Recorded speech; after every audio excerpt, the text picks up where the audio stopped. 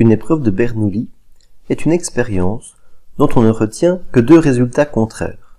L'un est nommé succès, l'autre est nommé échec.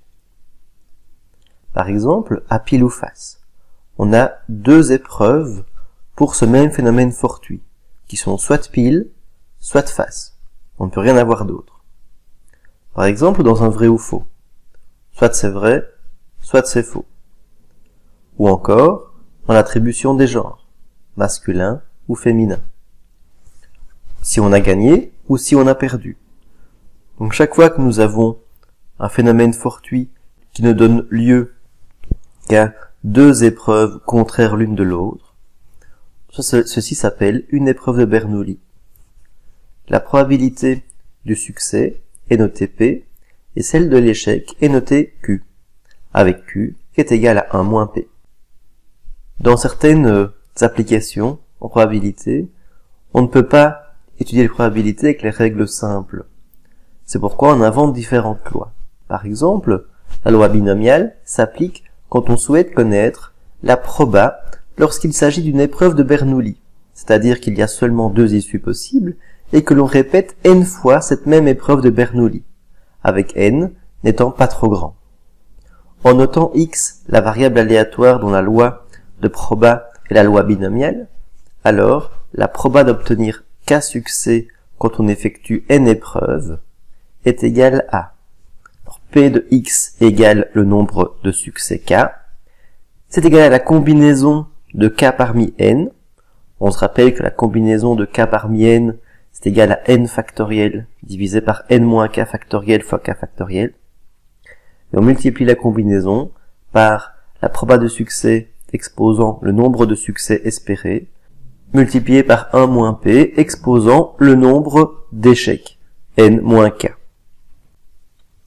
Dans le cadre de cette loi binomiale, l'espérance mathématique, que l'on appellerait aussi moyenne, est égale au nombre d'épreuves multiplié par la proba de succès, n fois p. La variance se calcule comme n fois p fois q.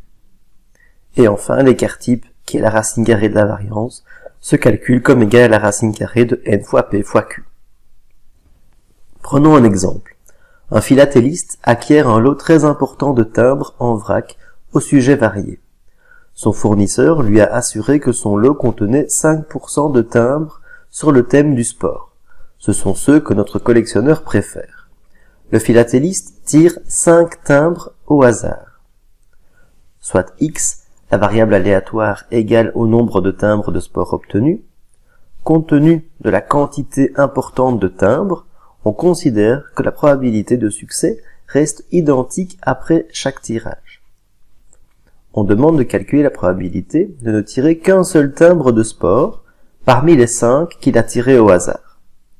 Dans cet exercice, on sait que P est égal à 5%. En effet, il y a 5% de chance de tirer un timbre du sport. Ici, le succès, bien sûr, c'est de trouver un timbre de sport. Donc P est égal à 0,05. Q, qui est la probabilité d'échouer, donc de trouver un autre timbre que un timbre illustrant le thème du sport, c'est égal à 1 moins P, soit 0,95. Le nombre d'épreuves que nous faisons est égal à 5, parce qu'on tire 5 timbres au hasard. Et on veut un seul succès. On veut tirer un seul timbre de sport parmi les 5. Calculons cette proba grâce à la loi binomiale. Nous avons donc que la proba d'obtenir un seul succès est égale à la combinaison de 1 parmi 5 fois 0,05 exposant 1 fois 1 moins 0,05 exposant 5 moins 1, ce qui nous donne une probabilité de 0,2036, c'est-à-dire approximativement 20% de chance. Prenons le même exercice, où l'on tire toujours 5 timbres, et on veut connaître la proba de ne tirer aucun timbre de sport. Donc dans ce cas, les probas de succès et d'échec sont inchangés. Le nombre d'expériences, le nombre d'épreuves reste également inchangé. Ce qui change, c'est le nombre de succès espérés. Ici, on veut obtenir aucun timbre de sport. Calculons cette probabilité. On obtient, au final, une probabilité de 0,7738, soit environ 77% de chance de n'obtenir aucun timbre lorsqu'on en tire 5 au hasard parmi le lot que le philatéliste a reçu de son fournisseur. Troisième exemple, prenons le même énoncé, mais souhaitons calculer la probabilité de tirer au moins 2 timbres de sport parmi les 5 qui sont tirés au hasard. Les probas de succès et d'échec restent inchangés, le nombre d'épreuves également. Ce qui va changer, c'est le nombre de succès espérés. Ici, on en veut au moins 2, c'est-à-dire 2 ou 3 ou 4 ou 5. Dans ce cas, il faudrait calculer la proba d'obtenir 2 succès, puis 3 succès, 4 succès, 5 succès, et additionner tout ça. Mais peut-être, il y a plus facile. En effet, la proba d'obtenir au moins 2 timbres, c'est toutes les probas possibles, donc 100%, moins la proba d'avoir un timbre, moins la proba d'avoir 0 timbre.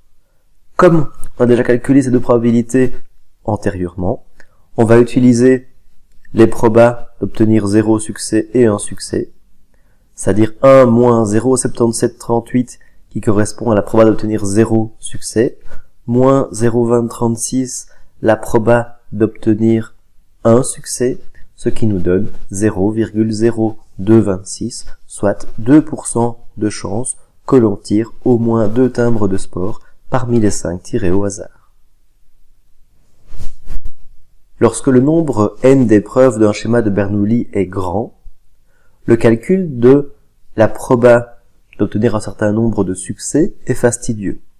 En effet, on a vu ici avec 5 timbres, si on en voulait au moins 2, il fallait calculer avec 2, 3, 4, 5, ou faire 1 moins la proba d'en obtenir 0 et 1.